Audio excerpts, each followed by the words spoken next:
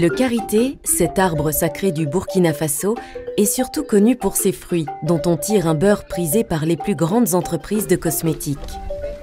La récolte des noix de karité et leur transformation en beurre reste une activité artisanale traditionnellement exercée par les femmes.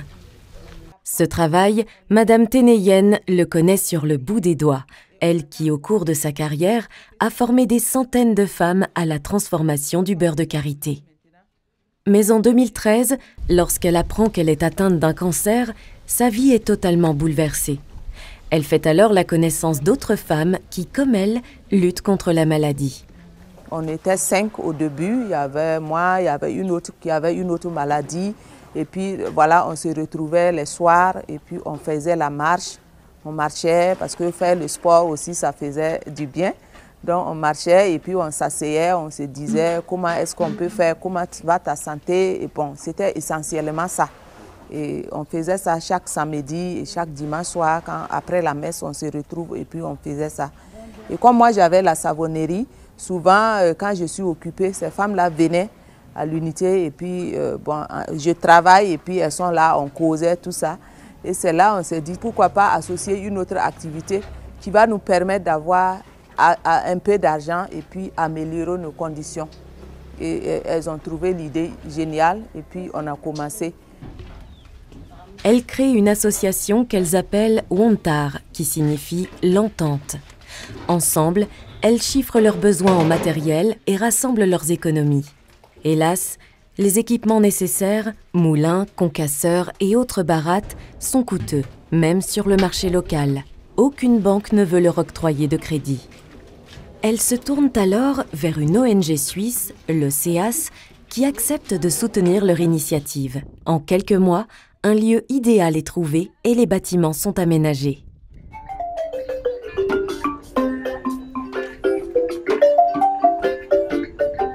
La première production a commencé le 2 décembre 2019.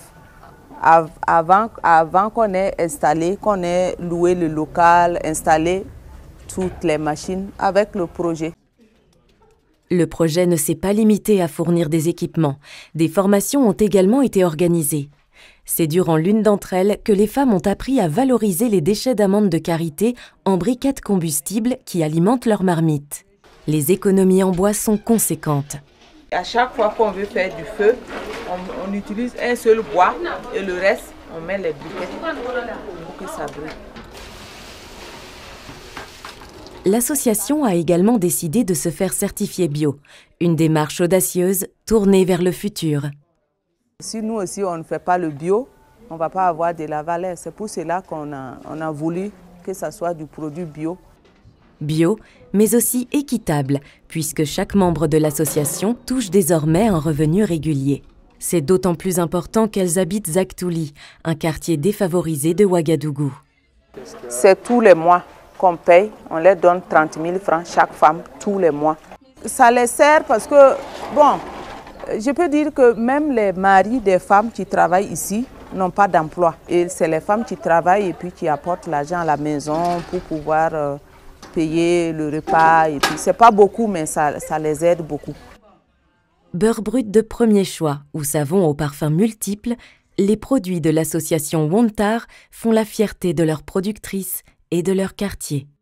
Quand je fais une journée sans rien faire, je me rappelle de tout ce que j'ai vécu, tout ça, et ça me rend triste. Mais quand je suis en pleine activité, j'oublie complètement que je suis malade. Et ça, vraiment, c'est une victoire.